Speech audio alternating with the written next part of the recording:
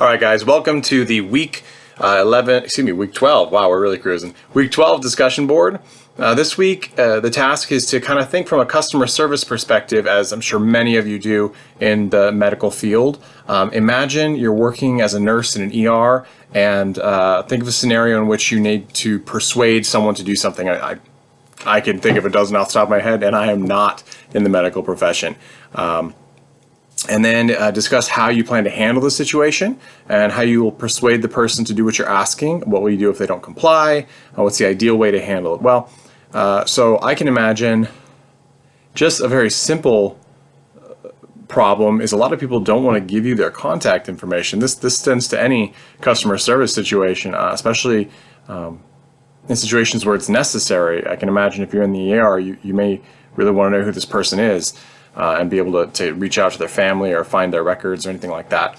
So the first plan would be is if someone is reluctant to give you information that you need for their benefit, explain as carefully as you can and clearly as you can and succinctly as you can how it's going to help them. Well, I need to know, so we make sure to give you the right medication if you have any records on hand that may say you have allergies or something like that.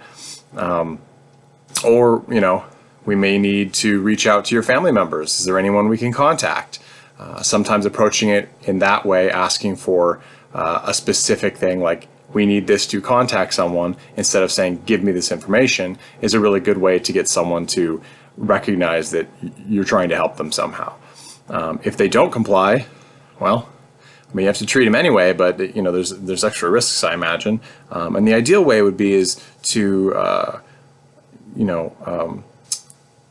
quickly, easily, and as painlessly as possible, explain to someone why it's best for them to do what you're asking.